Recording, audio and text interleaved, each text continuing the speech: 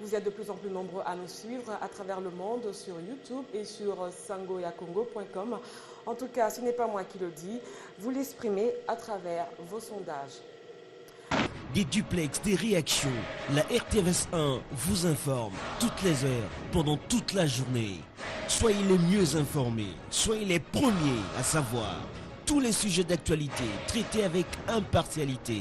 Ici, opposition, majorité, société civile bénéficient d'un même traitement. Vous voulez des vraies informations? Alors, ne ratez plus nos éditions d'infos.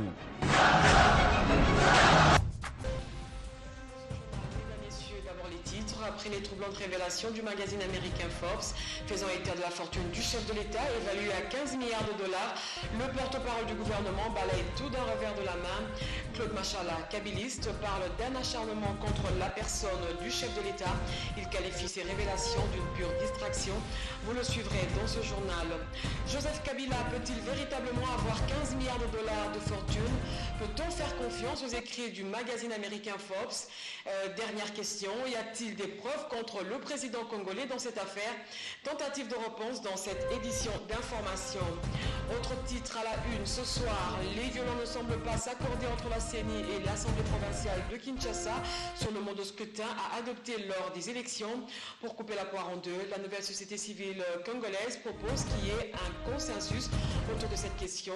Voilà tout pour les titres. Merci de nous rejoindre partout dans le monde et sur Internet pour vous informer.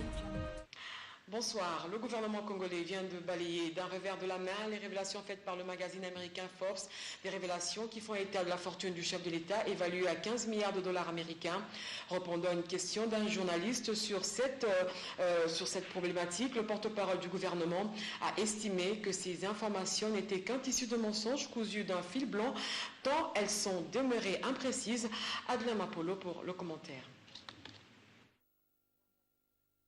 Dans son édition datée du 30 juin dernier, coïncidence on ne peut plus fortuite, le magazine américain Forbes, citant des sources françaises et allemandes, attribue au président Joseph Kabila une fortune évaluée à 15 milliards de dollars américains. Des révélations balayées d'un revers de la main par le porte-parole du gouvernement, Lambert Mendeo Malanga, qui déplore la non-identification des banques qui logent cette fortune qui pourrait intéresser le trésor public. D'abord, quelles sont les îles britanniques? C'est quoi? La banque s'appelle comment? Donc c'est un tissu, en fait, de légendes infamantes. Vouloir salir quelqu'un. Et nous n'allons pas nous rabaisser à répondre à cela. Selon l'auteur de l'article, Richard Minter, que l'on présente comme un journaliste d'investigation, cette fortune aurait pour origine les concessions pétrolières et minières jugées les plus riches du monde. 15 milliards de dollars américains en 13 ans au pouvoir, comparé à 5 milliards de dollars américains en 32 ans pour le maréchal Mobutu, le moins que l'on puisse dire, c'est que c'est très cher payé. Comme quoi, tous les moyens sont bons pour dissuader Joseph Kabila à briguer un troisième mandat. Justement, ces troublantes révélations n'ont pas laissé indifférent Claude Machala, l'un des membres de la majorité présidentielle, qui qualifie, lui, ces révélations d'une pure distraction. Claude Machala parle d'un complot et d'un acharnement contre le chef de l'État. Ce kabiliste appelle le peuple congolais à la vigilance. Claude Machala est au micro de Joseph Kamanda et Jérémy Malembe. Ça, c'est vraiment à faire rire même la pire de vache folle, vous savez. Même si pour noyer son chat, il fait l'accuser de rage, je crois que là, on aura été un peu plus loin. Et même voire même trop loin. Imaginez-vous, il n'y a pas très longtemps, on a vu John Kerry, le nouveau Jésus pour certains Congolais, Mary Robinson qui continue à croire que désormais il y a un État en Afrique centrale qui s'appellerait Grand Lac. Et nous avons vu Al Gore publier ce qu'il a pu publier comme livre au canard.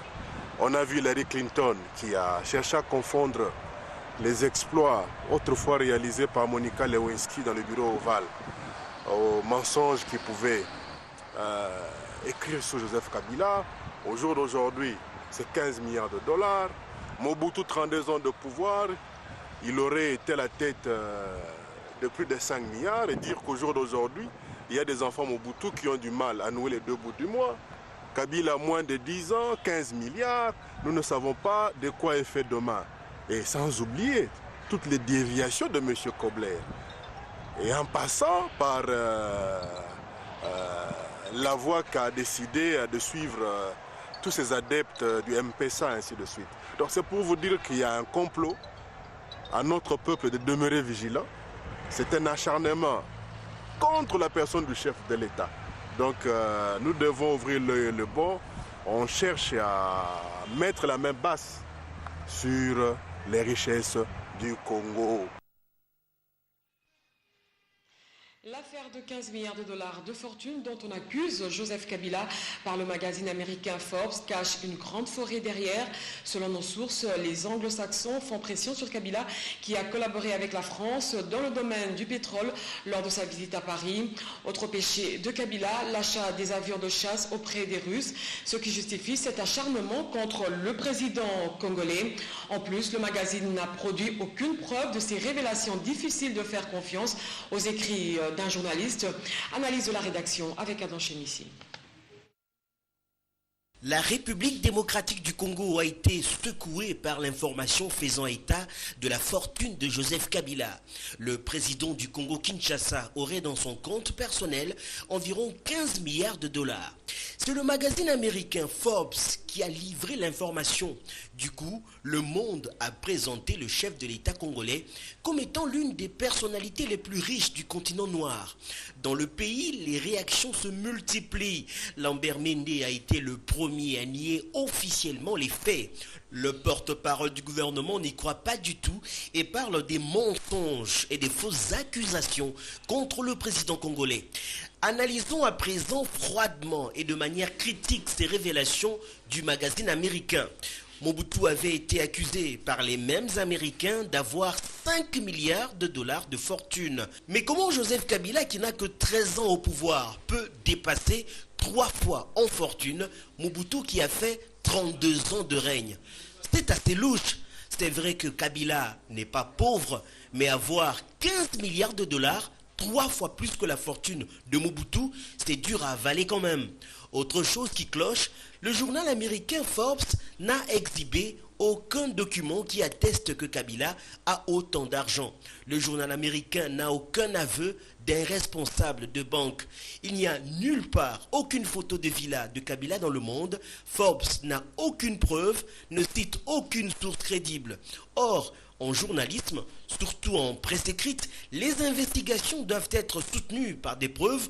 Où sont les extraits bancaires qui prouvent que Kabila a 15 milliards en banque?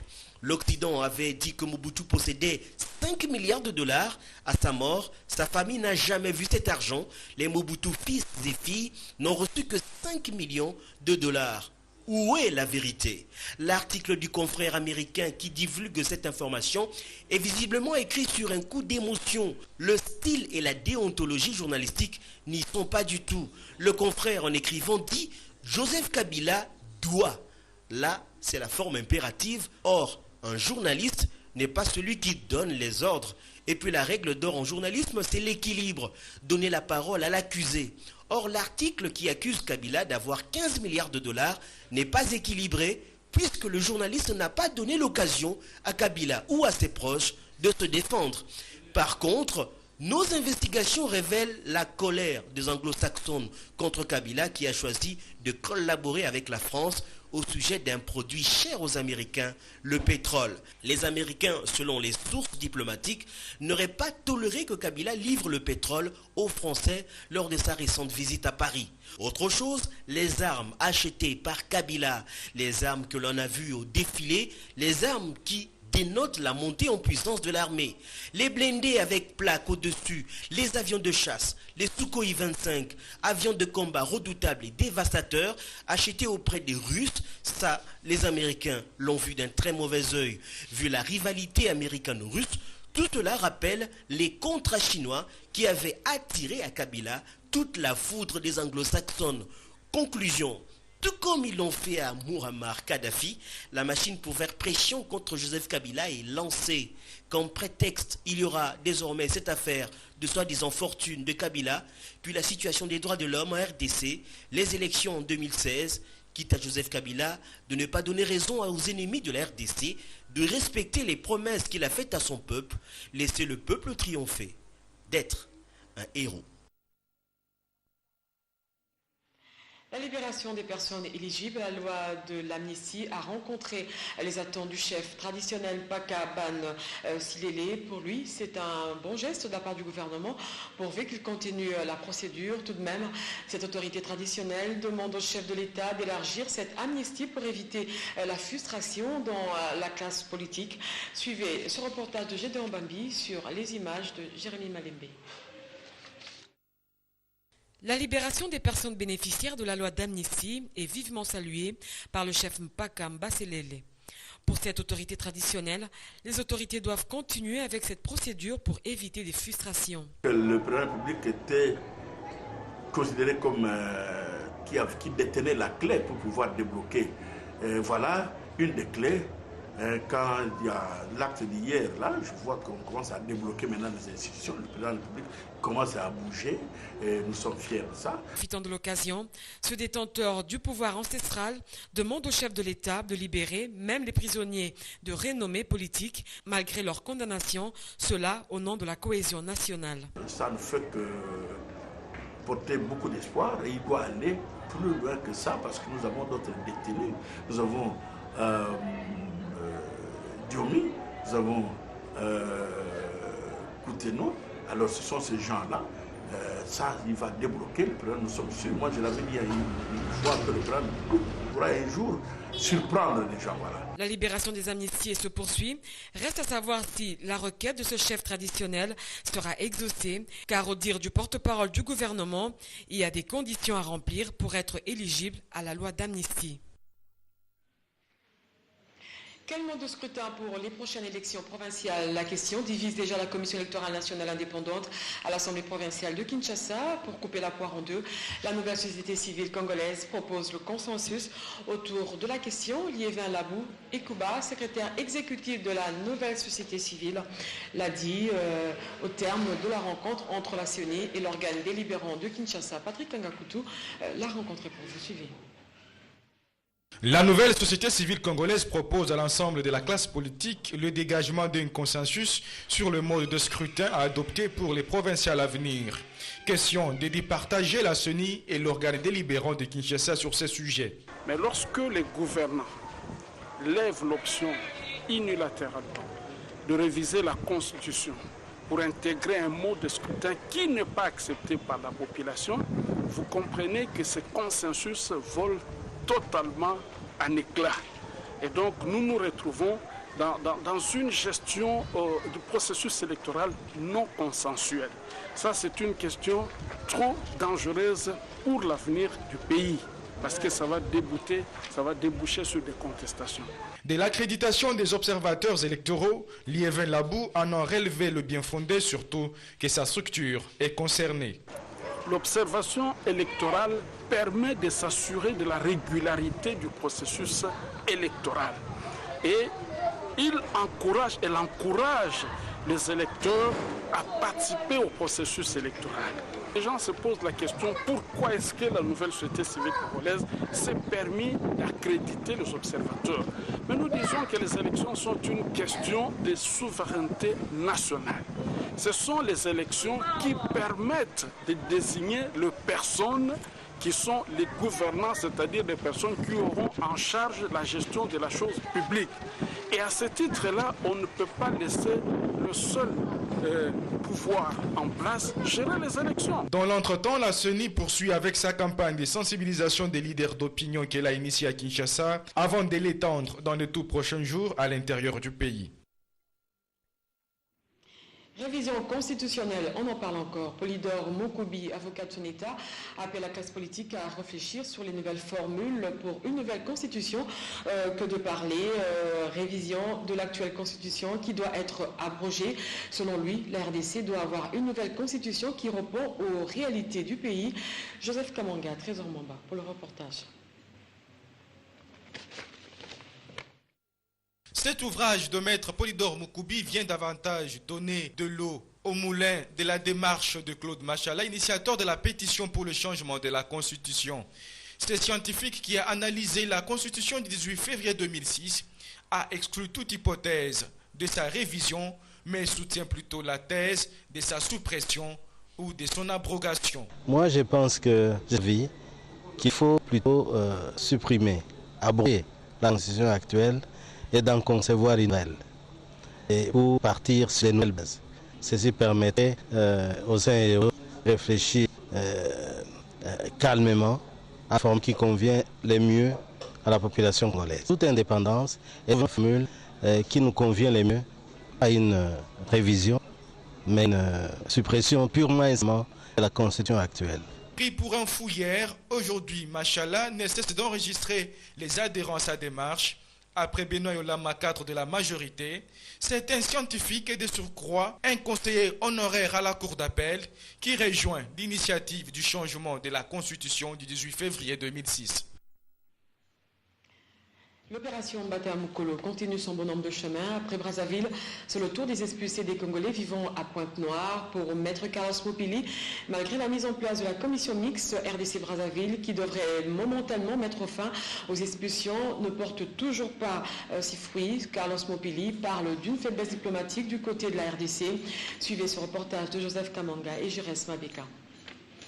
Le Rwanda, accusé par les États-Unis de violer l'accord cadre d'Addis Abeba, Maître Carlos Mopili demande aux États-Unis d'user de son droit de veto en tant que membre permanent du Conseil de sécurité de l'ONU pour contraindre le Rwanda au respect de cet accord. Les États-Unis, en saisissant le Conseil de sécurité, il y a dans la Charte des Nations Unies des mécanismes coercitifs pour contraindre le Rwanda à respecter sa signature, à respecter son engagement. Par ailleurs, Maître Carlos Mopili demande au gouvernement de Kinshasa de lever le ton pour arrêter les expulsions de Congolais de Brazzaville. La manière que nous, l'État victime, on a géré la situation avec un stoïsme intolérable, le Congo-Brazzaville devait toujours continuer à faire ça. Parce que vous savez qu'il y a le principe de délimitation des pouvoirs.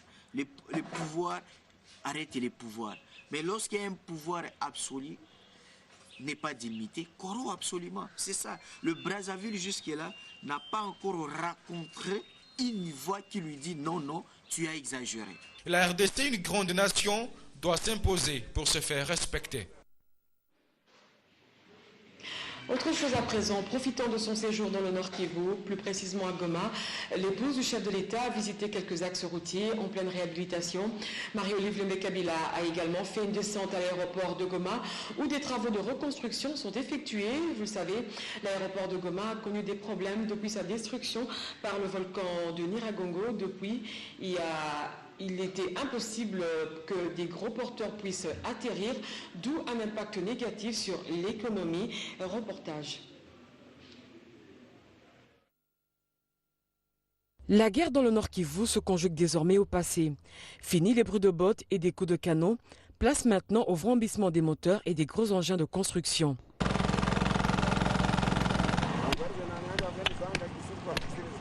La priorité est réservée à la voirie urbaine de la ville de Goma.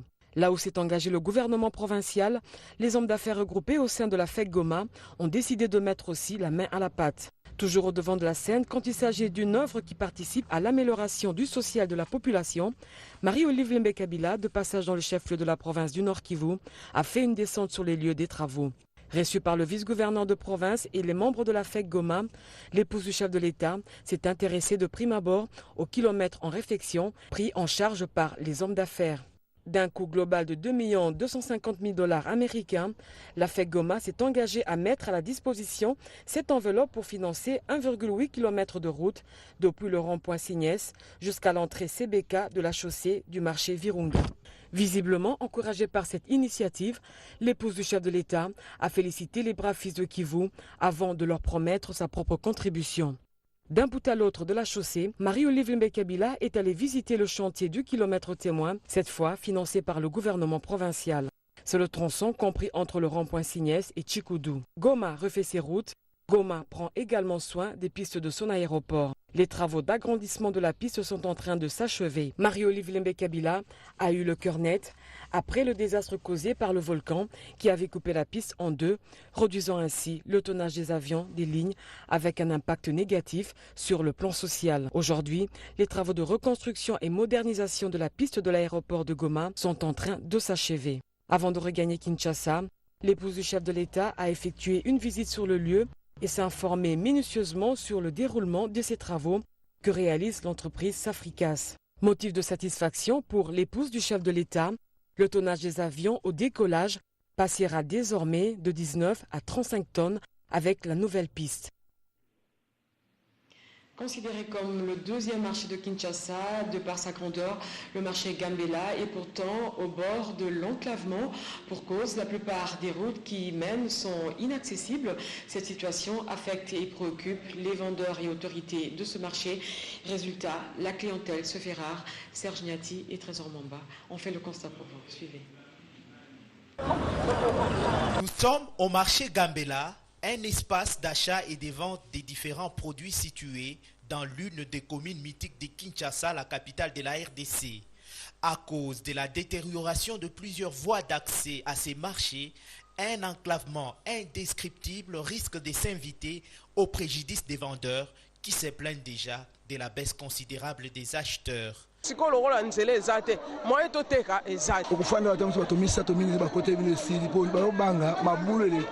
nzeleza mabe situ so mbule lokine mawaple moi so mutu ekota yate moi to teka ezati bakomo kene kaka na ichopiko na so lo na bango ba manjela baki moi mutu ekota wa ezati nengeza moi roya kutu kokota na mutu kezate nzela kutu ezate donc moyen te ça fait 3 ans so na yeba te ba konza mboka na biso so ibazela kanini ou bien nini. Cette situation affecte visiblement les autorités de ces marchés. Ils sont très préoccupés par la baisse des recettes. Tant on a commencé en 1993, comment la clientèle est allée qui ming, hein, batu bazo ba conduire, ne bazo koya na ba voiture, pour na koso biloko awa. Pe inondation à biloko est allée tellement mingi. Mais jusqu'à tel point que avenue principale wana Bongoloto, Bosumelo, et puis na Gambela, ils allaient vraiment ba voiture surtout dans la période d'amboula ba kondima baleka na ba voiture pour s'approvisionner ezalaka te parce que nzela c'est bébé tozo réclamer en mina ba konzela biso ya gouvernement pour ba bongisa nzela comme ça to ko ko ba client ba commerçant ba client malamu pour ba kosombela bango biloko. Quelques travaux ont été entrepris il y a peu sur certaines avenues conduisant à ces marchés mais sans succès. Ici, la révolution de la modernité est loin d'être une réalité. Le 54e anniversaire de l'indépendance de la RDC a été célébré à Massine Manimba, dans le Bandundu, aux couleurs du parti Lumumbiste unifié. Les militants du parti, cher Antoine Gizenga, avaient ce jour-là donné du tonus au défilé grandiose que les autorités locales avaient organisé pour la circonstance. Retour en images commenté par Patrick Kangakuto.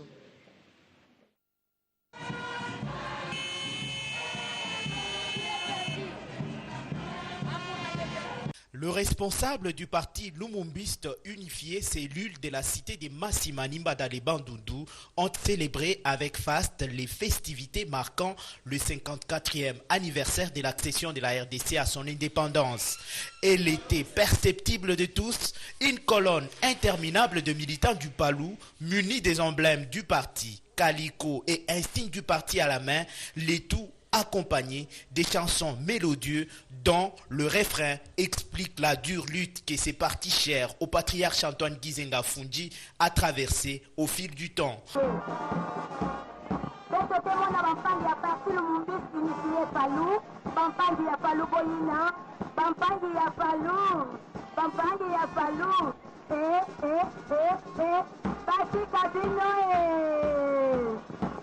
Bampangi ya palu boyina bomekuma desana ntola tribune d'honneur bampangi na betu ya palu bampangi na betu ya palu ke mona pikete ya mingi ke kabisa kese na bapeple congolais nyonso na occasion ya fete ya bubu ya indépendance bete mona bampangi ya palu bampangi na betu ya palu bampangi ya parti Lumumbiste unifié Palou. Cette démonstration des forces exhibée par les militants du Palou le 30 juin dernier traduit la force et la mise en garde de ces partis du cinquantenaire à l'endroit de ces détracteurs qui s'opposent à l'unification de ces grands partis du peuple congolais, gage d'une victoire anticipative pour les échéances électorales à venir.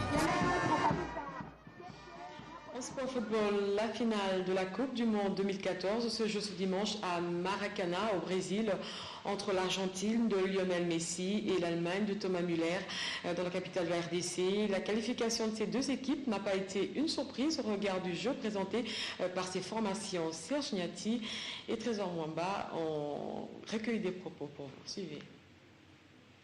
L'Argentine et l'Allemagne, comme en 1986 et 1990, se retrouveront en finale de la Coupe du Monde Brésil 2014. À Kinshasa, les amoureux du ballon rond sport roi se disent ne pas être surpris par la qualification de ces deux grandes nations de football en finale. Et ça, surprise, c'est pour Nangaï. Parce que c'est une grande nation de football. Pour la mémoire, l'Argentine déjà a des Coupes du Monde en 78 et 86. Argentine, Koloba, qu'est-ce surprise, bon. Surprise, l'Andimi vraiment trop tôt. Parce que Messi peut déjà bien avant Coupe du Monde, Azaki déjà un esprit à Coupe du Monde. Et Zelo moins surprise vraiment tôt. Pour moi, je peux dire que l'Argentine, dans le parcours d'un mondial Oyo, il joue par rapport à son adversaire. Il mesure l'adversaire et son jeu est à mesure de l'adversaire. Donc cela veut dire que ce n'est pas une surprise. L'Argentine, on peut dire qu'à perdre match à Tamoroté, il passe à l'nullité. Il a gagné tous ses matchs et il est arrivé à la finale. Mais on peut voir que l'Allemagne a fait un match nul contre Ghana. Donc c'est difficile pour gagner Ghana. Et il risque de goûter l'équipe Apple. La Coupe du Monde de football Brésil 2014 est la 20e édition de cette compétition organisée par la FIFA. Restés en haleine durant un mois, les amoureux du football connaîtront sûrement le champion du monde du sport roi ce dimanche. Et pour mieux aborder la manche, retour de la Ligue des champions de la CAF de la phase du groupe, l'ASV Club est en amical ce mercredi au stade Tata-Raphaël contre Coton Sport de Garoua. Score du match 1-0 en faveur des Dauphins Noirs. Les comptes rendus de cette rencontre avec Papi Ali Kumbakisaka. Sportif, c'est donc la fin de cette rencontre, une rencontre très capitale pour l'ASV Club qui se prépare par rapport à la phase retour de la Ligue des champions de la CAF. V Club devrait bel et bien jouer contre une grande équipe. Il s'agit bien de Coton Sport. Score final 1-0. Excellent joueur Makwekwe, un ancien de Racing Club de Kinshasa. Un joueur très technique. Attention, la première touche de Kazadi. Kazadi, qu'est-ce qu'il va faire? Kazadi, ouh là là, Kazadi, il obtient un corner.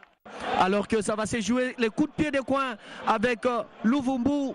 Louvumbu, et c'est parti. La tête de Makwekwe. Makwekwe. Un ballon. Louvumbu qui passe. Louvumbu, qu'est-ce qu'il va faire? Moubele Ndombe. Moubele toujours dans ses actions. Moubele dans ses œuvres. Déo, bien servi. Déo, il passe. Le centre de Déo. La tête de Moubele Ndombe. Moubele Ndombe que vous avez vu, un grand joueur, un bon joueur, mais il lui faut définition.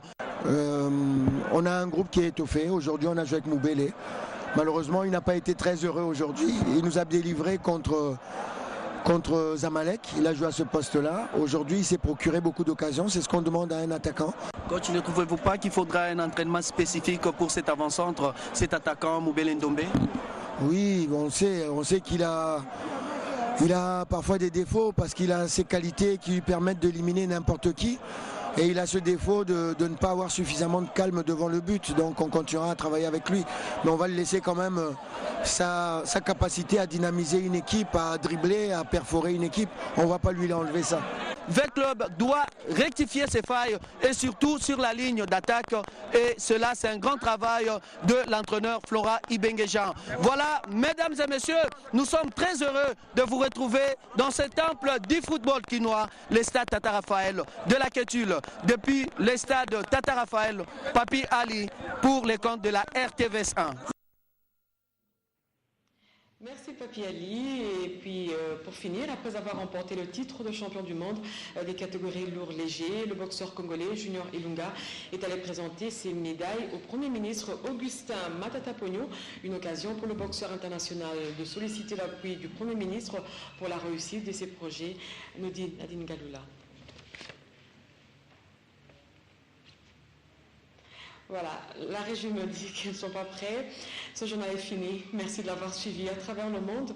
Moi, je vous retrouve le mercredi et le jeudi prochain. D'ici là, portez-vous bien. Surtout, restez branchés sur nos programmes. Ne zappez pas. Au revoir.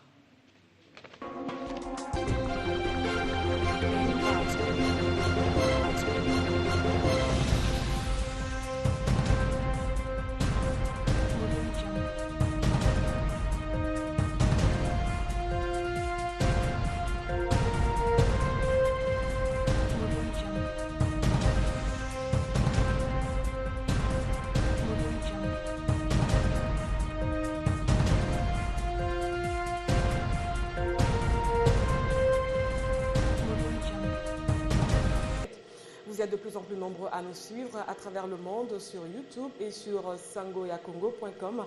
En tout cas, ce n'est pas moi qui le dis, vous l'exprimez à travers vos sondages. Merci de nous suivre partout dans le monde à travers surtout le site internet sangoyakongo.com. Bienvenue sur la télé démocratique.